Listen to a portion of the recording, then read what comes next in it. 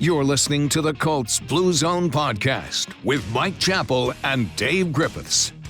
Hello, Colts fans, and welcome to the Colts Blue Zone podcast. Sunday shocked a lot of people as the Colts were able to pull off a 20-17 home opener victory over the Kansas City Chiefs. Today, Mike Chappell and I, Joe Hopkins, are going to discuss Indy's first win of the season by recapping the game. We'll get into some takeaways from that contest, and we'll also check in and see how the rest of the AFC South is doing. Before we get started here, how are you, Mike? Good, how are you? It's kind of funny. All the prop bets that Vegas and these guys have got, who had the Colts' first win of the season being against the Chiefs? Yeah, it was wild. We went from being blown out 24-0 in Jacksonville. Then the Chiefs are coming up. We're just looking at each other sideways, seeing how the line is going from 6 to 5 to 4, thinking, what are these guys doing? Lo and behold, the Colts find a way to get their first win of the season against the best team that they've played so far. So let's go ahead and get into it. The 0-1-1 Colts hosting the 2-0 Chiefs, Week 3, Lucas Oil Stadium. The Chiefs defer after winning the toss, and the Colts start out on offense. But Indy would go 3-and-out after Matt Ryan and Jonathan Taylor failed to connect on a pair of passes. Punter Matt Hawk tries to pin Kansas City back deep, and it's muffed by the rookie Sky Moore, hits his hands, recovered by tight end Kylan Granson, who dives on top of it. Colts ball at the 4-yard line. Just like that, Indianapolis gets another chance. Two Jonathan Taylor runs, sets up 3rd and goal from the run. We got Matt Ryan in the shotgun, 3 tight ends on the field, and Ryan finds Jelani Woods in the back of the end zone for the rookie's first career catch and first career touchdown. Chase McLaughlin's kick is good, 7-0. The Colts take the lead early at Lucas Oil against the Chiefs, and that'll get the home crowd into it. Colts defense now up for the first time, and they force a 3-and-out after Patrick Mahomes' deep pass on 3rd down falls incomplete. Colts now, they have all the momentum, and they're trying to extend their lead. The offense is approaching midfield after a couple of first downs, but on 3rd and 6, a screen pass to Michael Pittman Jr. is sniffed out by Kansas City. The play loses a yard, and it's time for Matt Hawk's second punt of the game. And it's another beauty, 57 yards. Sky Moore lets it roll, and Granson is able to keep his balance and down it at the 1-yard line. After Grover Stewart stuffs a run on first down, Clyde Edwards-Helaire, gains 3 yards on second, and that sets up 3rd and 7, where Patrick Mahomes finds Travis Kelce crossing the middle, but a great open field tackle by Stephon Gilmore stops Kansas City 1 yard short, and the Chiefs go 3-and-out again. 10-yard punt return by Nyheim Hines sets the Colts up at their 42-yard line, but they can't do anything with the good field position. Indy would fail to pick up a first down. Taylor stuffed on 3rd and 1. On 4th and 1 at Kansas City's 49-yard line, Frank Reich elects to go for it. Colts go with a play action from the shotgun. No one blocks the corner blitzing off the edge, and he blows up Matt Ryan. Hit as he throws, fumbles the football. Taylor dives on it at the 35. The Colts are honestly lucky the Chiefs didn't scoop and score on that fumble there. Mike, I want to talk about not only, the issue with the blitz, but I was a little perplexed by the call to go for it. At this point in the game, the offense hasn't really shown anything. The only reason they had the touchdown was because of the muffed punt. And the defense is playing so well, 2 3-and-outs on Patrick Mahomes. I was kind of hoping, they go for another another punt there to pin him back once again and play the field position game. Instead, the decision to go for it blows up in their face. What were you thinking at this point in the ball game? There has to be a time where you get aggressive, because I think part of the thinking is, how long can you hold Patrick Mahomes down? Even though you pin them back, potentially. I was okay with going for it. And when the play doesn't work, you should have tried something else. Run the ball. Well, they tried a 4th and 1 a little bit later. We'll talk about, didn't get it. So I was okay for it. I just think that at midfield, 4th and 1, against the Chiefs again, who are a potent team, you have to be selectively aggressive, and I was okay with the aggression at that point. Yeah, I guess maybe personally for me, just feeling the momentum of the game and how it was going, I would have loved to see the Colts just pin them back, keep that momentum. Instead, it swings to the Chiefs, who now need just 35 yards to reach the end zone. 3rd and 7, Mahomes finds Travis Kelce, who beat Bobby Okereke in coverage and picks up 29 yards, giving Kansas City a first down. The very next play, they finished things off with a 3-yard touchdown. But on the point after, special teams would come up and hurt the Chiefs once again. Harrison Butker, their normal kicker, out for this game with an injury. His replacement, Matt Amendola, pushed the extra point try wide left, and the Colts keep the lead 7-6. Indianapolis drive now starts as the first quarter is coming to an end. Ryan gets Indy into Chiefs territory after converting 2 third downs through the air and connecting with Alec Pierce on a 17-yarder over the middle. But on 3rd and 7 from the 23, the Colts try another Michael Pittman screen pass, and it's stopped once again for a loss. McLaughlin comes out to try his first field goal as a Colt since he was with the team in 2019. He sneaks it through just inside the left upright, and the Colts extend their lead by 4. 10-6 is the score. Chiefs offense now trying to wake up. They go on a 10-play drive that took nearly 5 minutes off the clock. But on 3rd and 9, near midfield, Mahomes throws across his body, can't connect with Juju Smith-Schuster, and Kansas City punts, this time pinning the Colts back at their own 1-yard line. First down now.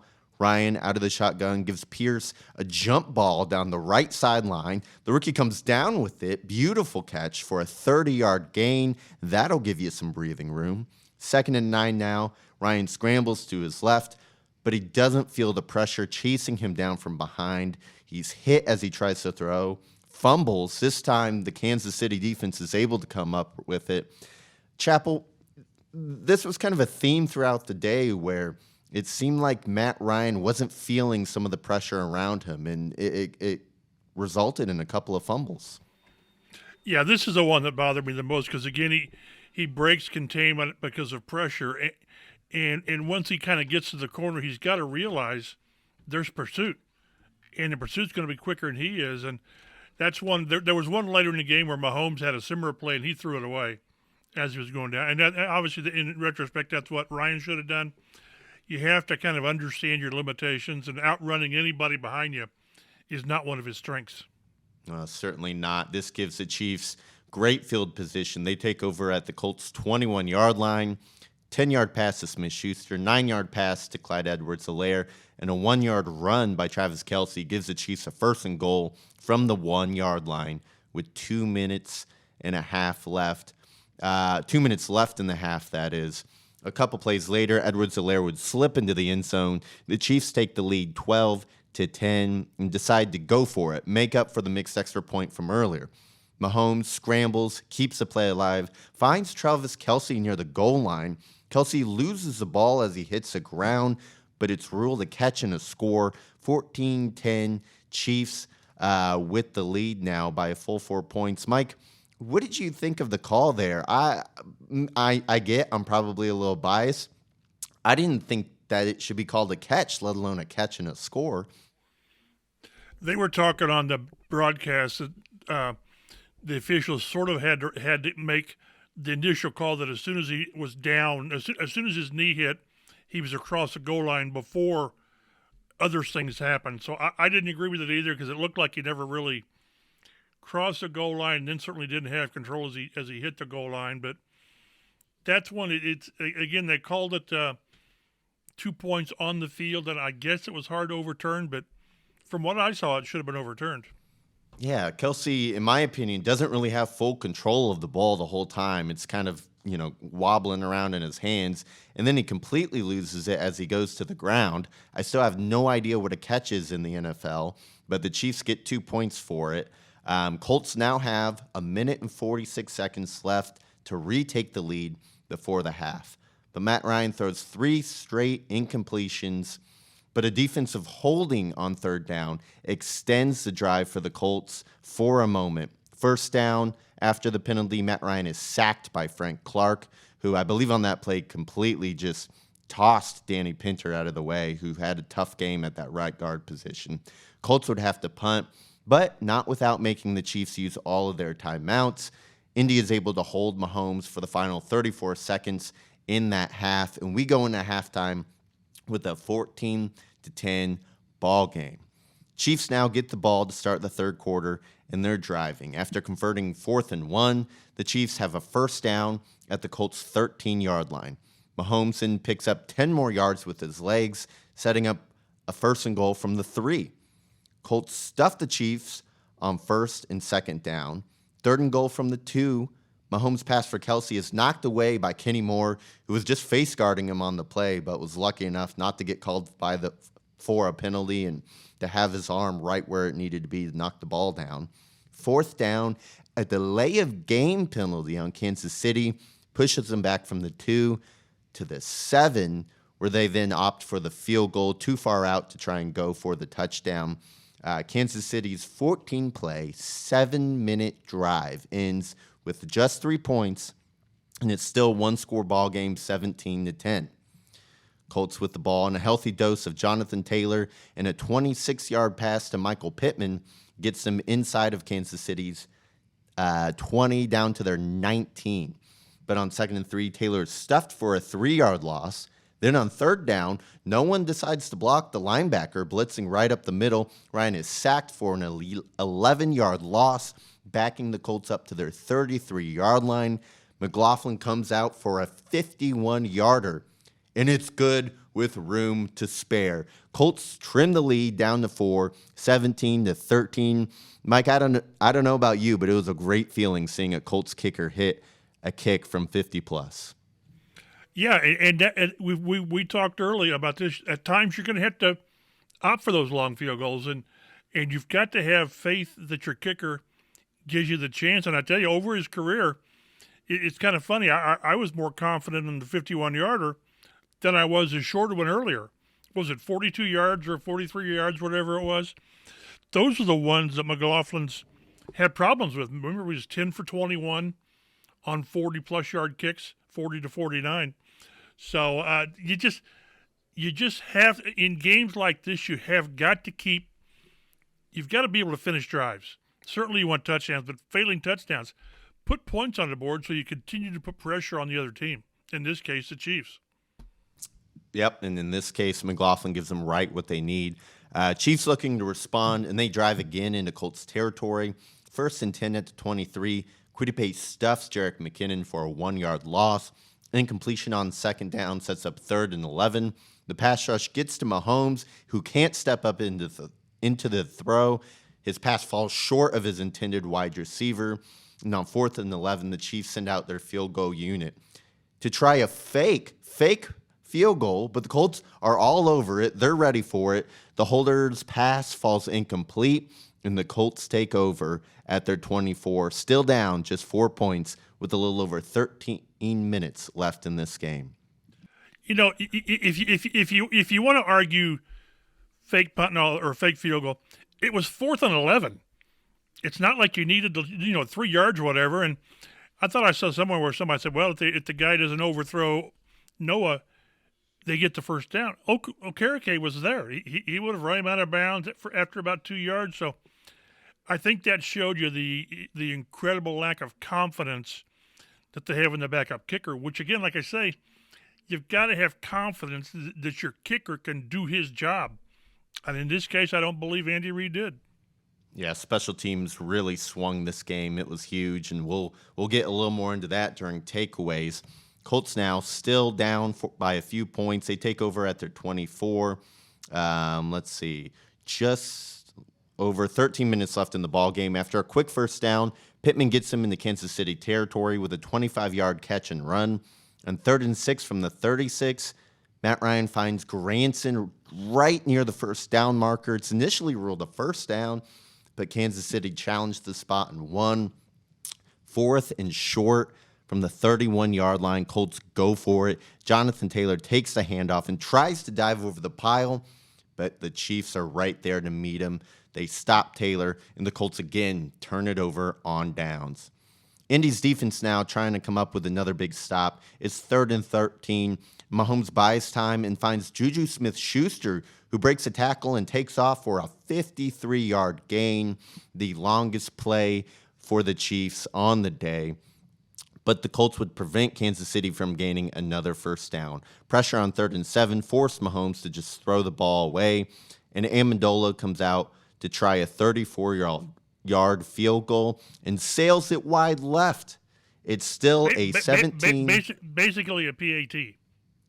Yeah, basically a PAT. It's not a challenging field goal, the kind of field goal a professional kicker should be able to make. It wasn't, it wasn't the largest miss I've ever seen in my life, but it did not go through the uprights. It's still 17-14 ball game with 8.5 minutes left. The Colts need to score a touchdown. They're down 4, and they've managed just 2 field goals since their opening touchdown with, just 3 minutes into the game after the muffed punt. 2 Taylor runs sets up a 3rd and 3. Matt Ryan throws to Paris Campbell, who stops short of the first down. It's 4th and 1 from their own 33. In the Colts, Frank Wright, he's going to go for it. A quarterback sneak picks up a huge first down for Indianapolis. Mike, that was one gutsy call. But you had to. I mean, again, I go back to what I said earlier. How often can you just anticipate or hope to keep Mahomes to a 3-and-out or a short drive, and there's a very good chance if they punt, they don't get the ball back. So it was a gutsy call, and maybe a gutsy talk. I'm not sure what Matt Ryan's success rate is on quarterback sneaks. It's too bad they couldn't. We were thinking, where's Jacoby Brissett when you need him on a play like that? But it was a great call. I think he kind of slid between Quentin Nelson and Ryan Kelly and got the yards they needed. Got what they need. A couple plays later, Colts face 3rd down again. They need 6 yards for the first down. The Chiefs come with the blitz. The Colts, again, fail to pick up the blitz, and Matt Ryan is sacked. But after the play, defensive tackle Chris Jones had some words for Ryan as they both got up from the sack. It's called unsportsmanlike conduct on the Chiefs. Jones gets the penalty. Not sure what he said, but he said enough to keep the Colts drive alive, and the 15 yards sets Indianapolis up at the 46, 1st and 10. The Colts keep it moving now. They pick up a couple first downs, including a clutch 3rd and 3 conversion to Michael Pittman Jr. We now hit the 2-minute warning. Colts milking clock, and they have a first down at Kansas City's 29. But a Matt Pryor holding call is going to back them up.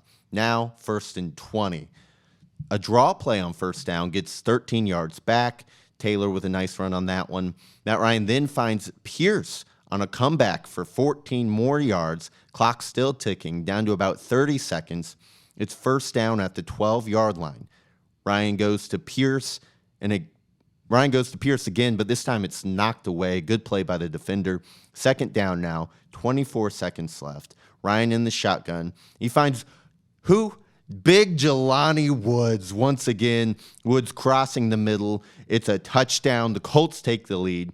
The rookie has 2 catches in his career, both on the same day, both for touchdowns. It's the Colts' first lead since the second quarter, and the extra point is good as well. 20-17 with just 24 seconds left. But the Chiefs have Patrick Mahomes, and they still have all 3 of their timeouts. On the kickoff, the Colts' coverage is great. They stopped the return man at the 15, and the play took an extra 6 seconds off the clock. But at the end, E.J. Speed is called for unnecessary roughness penalty on the sideline. That's a huge 15 yards when all Kansas City needs is a field goal to tie the game. The Chiefs' drive starts at the 30. The first down pass is knocked down by who? E.J. Speed, making up for his penalty. 2nd down now. Mahomes has time, and he finds Marquise Valdez-Scantling for 24 yards. Kansas City uses a timeout, and there's now 8 seconds left. Chiefs have the ball at Indy's 46, and they have enough time for one play to get into field goal range. Mahomes double pumps, tries to hit Juju Smith-Schuster on a slant. It's knocked into the air by Stephon Gilmore and intercepted by Rodney McLeod. The Colts win. Final score 20-17. The Colts are now 2-1 versus Patrick Mahomes, as Mahomes is a starter. And more importantly, the Colts advance to 1-1-1. They pick up their first win on the year. It's a huge game going into next week where the Colts play Tennessee. Mike, before we get into takeaways, safety Julian Blackmon left the game with an ankle injury and did not return. Was there any other injuries that I missed, and do we have an update on Blackmon? Stephon Gilmore had a hamstring. I think it was at the end of the second quarter, but he came back in and played. Of course, the second half played pretty well. No, that's really it. And what was interesting with the Blackmon injury is they brought out Rodney Thomas, he's the backup free safety, but hadn't played a ton. So it was just, and he had a couple of really, really good plays. So that was it. They continue to knock on wood, avoid major injuries. So and there's no update on Blackmon. We'll see. He tested the ankle on the sidelines, and it wasn't letting him have the movement or the cutting that he needed. We'll get an update on Blackmon throughout the week. Make sure you're following us on Twitter at Colts Blue Zone so we can inform you with that news when we get it. You can follow Mike on Twitter at mchappell51. You can follow me on Twitter at Roto Street Joe. All right, takeaways now. The major takeaway of this game has to be how well the Colts defense played. And that they played so well because their pass rush finally showed up. They held Mahomes under 20 points for just the sixth time in his career. Mahomes is now 39-2 when the Chiefs give up 26 or fewer points, and both losses now are against the Colts. Yannick Ngakoue got to Mahomes for his first sack as a Colt, and the Colts pressured Mahomes on 38% of his dropbacks per ESPN's Stephen Holder. Mahomes was just 2 of 11 for 63 yards when pressured. Mike, heck of a difference having a pass rush makes. I don't know what they said to these guys to get them juiced up. Maybe it's playing in front of that home crowd on that home turf or what. But what did you think out of this pass rush? That's what we've been waiting for. For Gus Bradley's defense to work, it's pressure primarily by the front four. Although DeForest Buckner had a strong game. For a guy with no sacks, I think he had 2 quarterback pressures, and he really forced. I think he's the one that forced Mahomes into Ngakoue for the sack. So that's what you want. Now, there were a few blitzes and pressures elsewhere. Okera had a couple of nice blitzes to force him out, but that's what you have to do. You rush with 4 and you have coverage, and we hadn't seen that for 2 games. I realize, with Trevor Lawrence and Jacksonville, it was a lot of timing, quick stuff. But if this front 4 can play like this, it gives this defense a chance. It does. And speaking of Buckner, this was just something that I noticed, but I kind of thought he rushed from a defensive end spot a little more than I'm used to seeing him. He got out on that end and was really effective from that position. And that's what they like, this kind of position flexibility. Tyquan Lewis has that. Quiddy pays some, but yeah, they put Buckner on the outside, left outside opposite Ngakoue, and I thought this was Buck's best game. I think he's been kind of quiet the first 2 weeks. Grover Stewart played well again, and we'll get to the run stuffing, but this is what we expected from Bradley's defense. You still want to see some more takeaway opportunities. They've got, 2 takeaways, the defense, in 3 games. But very, very encouraging that as long as this offense still is struggling, and it is, the defense has got to keep games winnable. Yeah, speaking of the run, they shut that down. Clyde Edwards-Helaire was averaging 7.7 yards per carry coming into the game. He finished with 7 runs for 0 yards. The Colts held Kansas City to 2.5 yards per carry. And a lot of that was Mahomes scrambling. He led the team with 26 rushing yards on 4 carries. So they really shut down Kansas City's conventional running game. Mike, we kind of wondered going into the season, shutting down the run was something the Colts were always pretty good at with Eberflus. We wondered if they would sacrifice that a little bit under Gus Bradley. That has not been the case at all. Yeah, I think their rush defense is like 3rd in the league now. And that's what, as these guys say, the defensive lineman says, if we don't stop the run, we can't rush the passer. It sounds pretty simple, but it's true. And you kind of hope this is one of those years that Grover Stewart gets his due, because he does some of the dirty work, although he's getting pressure on the interior as well, but he's just a mass inside and tough to move, and he keeps making plays in the run game. You could make the argument that Grover Stewart, at least consistently from game to game, has been the Colts' best defensive player. Maybe their best player at overall, because, Taylor had the big game week 1, hasn't done so much since. Pittman's been pretty good, but missed week 2. Grover Stewart, week after week, has shown up in a big way for this Colts team. And again, that's what they need, because you've got the stars, the big-time guys on the outside, and one of these days they'll get Shaq Leonard back, but you need the guy in the interior to just kind of anchor things, and that's what Grover does. And Mike, the Colts would not have won this game if it wasn't for special teams. I mean, they just that had to be the most lopsided area in the game, is what Kansas City's special teams did versus what the Colts special teams did. McLaughlin's 51-yard field goal was the first 50-plus yard field goal the Colts have made since week 15 of 2020. McLaughlin was perfect on the day. 2 field goals, 2 extra points, 0 kickoffs out of bounds. Meanwhile, the Chiefs missed a 34-yard field goal in the fourth quarter, as well as an extra point in the first quarter, and they were unsuccessful on their fake field goal. And by the way, their punt team muffed a punt and gave the Colts their first score of the game. The Colts punt team, on the other hand, was terrific. Obviously, they covered the muff punt, and they pinned Kansas City down at the 1-yard line to start the game. Mike, we talk about how special teams can flip games. We've seen the Colts lose games because of special teams. It's nice to see them win because of it. Yeah, and Matt Hawk is 3 kicks, 51-3 gross, 47-3 net, dropping 2 inside inside the 10, really, including the muff and the one that Kylan Granson down to 1. The Chiefs had, 12 yards on the 2 punt returns. So it's like it's a hidden yardage that's just there, but then it's making your kicks. If this team makes its kicks, it's 2-1. If. But that's what you need, and we'll see if this continues, because they've, as we've talked earlier, that they've lost some key members on special teams from years past, but you've got guys emerging now, and Bubba Ventrone has to be very happy the way his group played on Sunday. So the pass rush emerges in week 3, the special teams unit and the kicker kind of emerged in week 3. There were some rookies for the Colts emerging in week 3 as well. They really came up big. Obviously, Jelani Woods was huge in the red zone with the 2 touchdowns. And Pierce really looked good out there as well. He caught 3 of his 5 targets for 61 yards. All 3 of his catches went for first downs.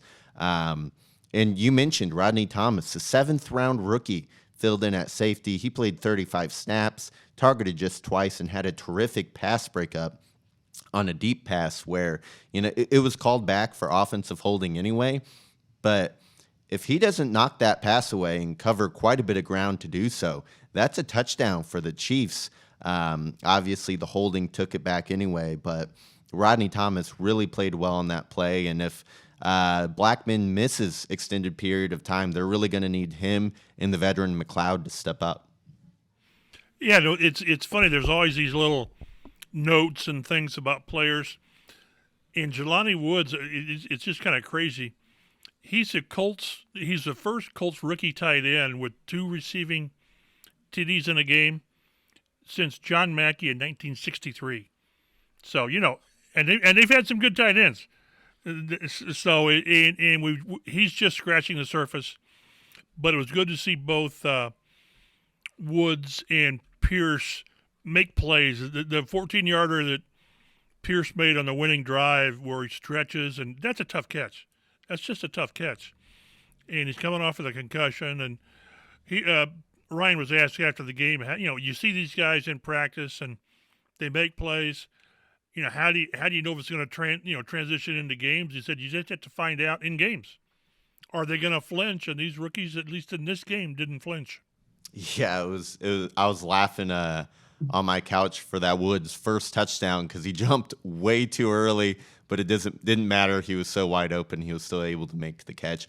Pierce with that 30-yarder down the sideline where Ryan just gave him a jump ball and he just beat the defender with his size, his length. I mean, that's the exact kind of play you imagine him making when the Colts drafted 6'3" wide receiver with a 40-inch vertical.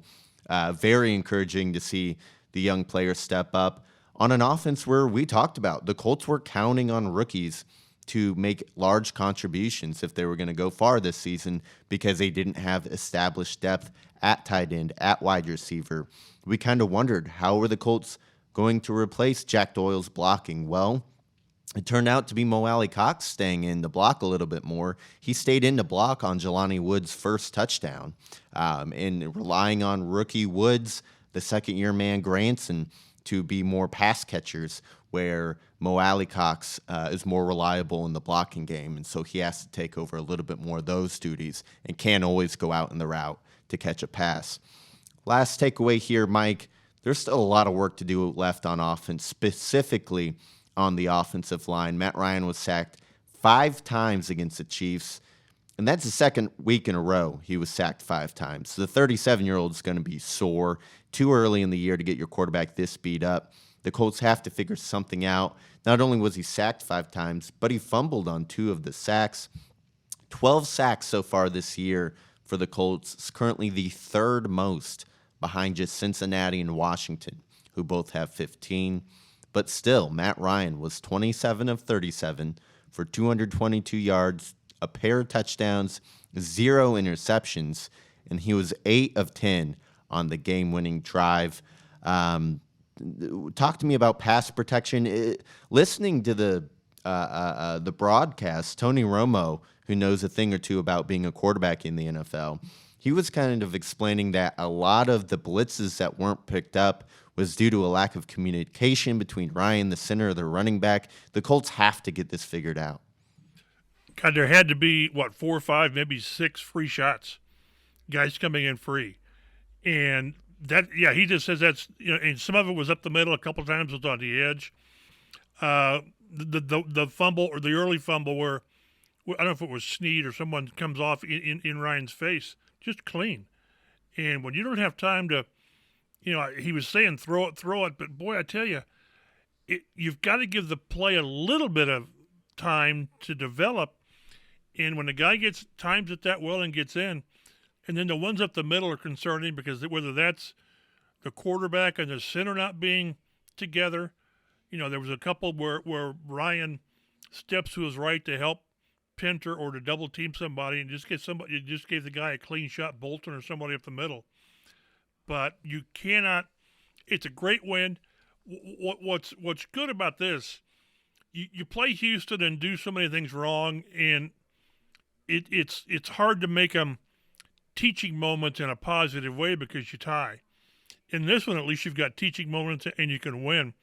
They have got to get the protection cleaned up, whether that's Ryan, whether it's Danny Pinter at right guard. I thought Matt Pryor played pretty well. I thought he and Braden Smith held up pretty good on the edges because, again, other teams they're going to get pressure.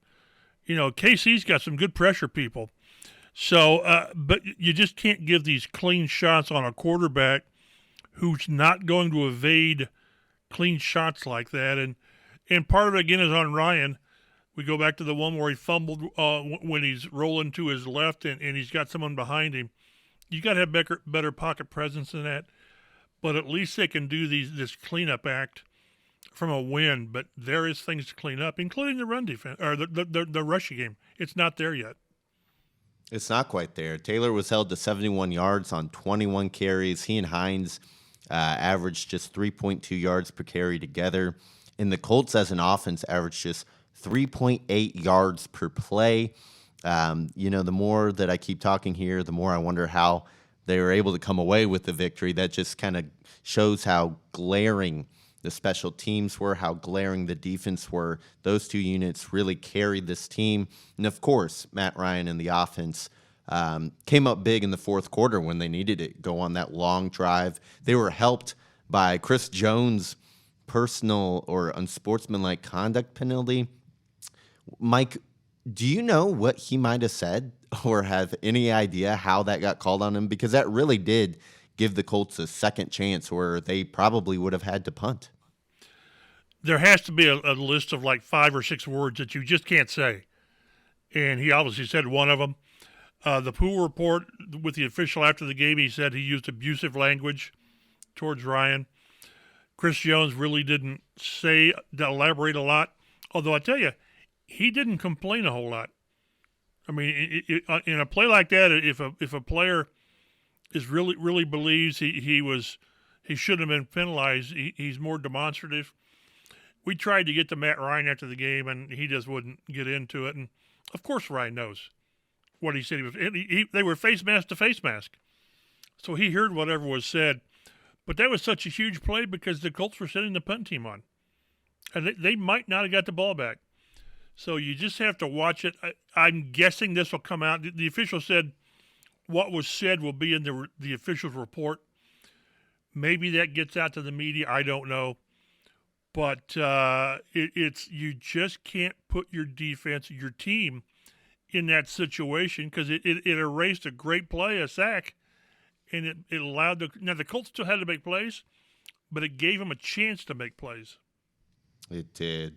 It was such a strange game, but Mike, you say every year there's going to be games that you should win that you lose, and there's going to be games that you should lose where you end up winning. You look at what happened with Houston and Jacksonville, and the Colts come away feeling like, they really let those go. And then, what do you know? The 2-0 Chiefs stroll in Indianapolis, and the Colts come away with a W.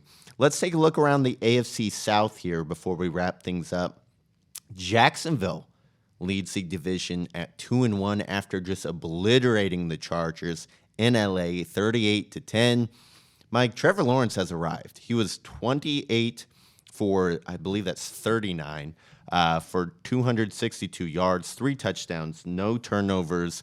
Lawrence's 103.1 passer rating on the year is currently 6th best in the NFL. The Jaguars look like they're no longer a pushover, Mike. They might be contending for a division title this season.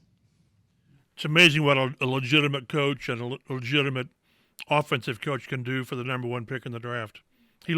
Lawrence looks like night and day, and if they can carry this on, it'll be them that either the Colts or Tennessee has to contend with, not just the Colts and Tennessee. So it's really kind of encouraging to see Jacksonville from the outside. Now, if you're a Colts fan, not so much, but it just shows you what a quality quarterback coach can do for a talent like Trevor Lawrence. Yeah, and you look at Jacksonville, they have a solid offensive line. Brandon Sheriff coming over at guard really helped solidifying that line there. James Robinson, if you told me that he tore his Achilles just 9 months ago, I wouldn't believe it if I didn't already know.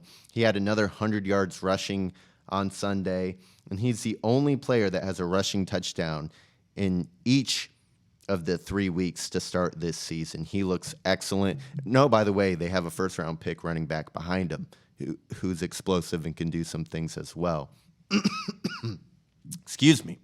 The Colts are currently second in the division with a very unique record of 1-1-1.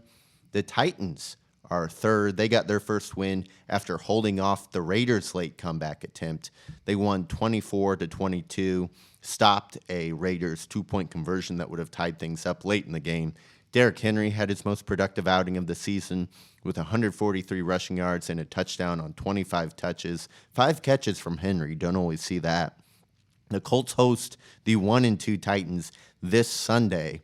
So be ready for our preview show for that because that's going to be a big one. We already know Jim Irsay has that game circled on his calendar. The caboose of the division, last place, the Texans, they remain winless after a heartbreaking loss in Chicago. A late Davis Mills interception set the Bears up for their game-winning field goal, and Houston falls to 0-2-1. That'll do it for us today. Please join us on Thursday when we're Going to preview the Colts matchup with the Tennessee Titans. Dave Griffiths will join us for that, and hopefully the Colts will be 2-1-1. Mike, I'm going to have to get used to this extra one all season. It messes everything up. It just does. But it's kind of funny, and you never know. As the Colts were sort of told themselves after the opening tie, that's what got Pittsburgh in the playoffs last year. So we'll see if that annoying one tie serves the Colts well at the end of the season. I'd rather have that extra annoying one hanging out there than have that in the loss column. So we'll take it. Thank you so much for listening to us, Colts fans. Make sure you subscribe and download. Again, follow us on Twitter at Colts Blue Zone. Join us on Thursday. And until then, enjoy the win, because you never know when they're going to come.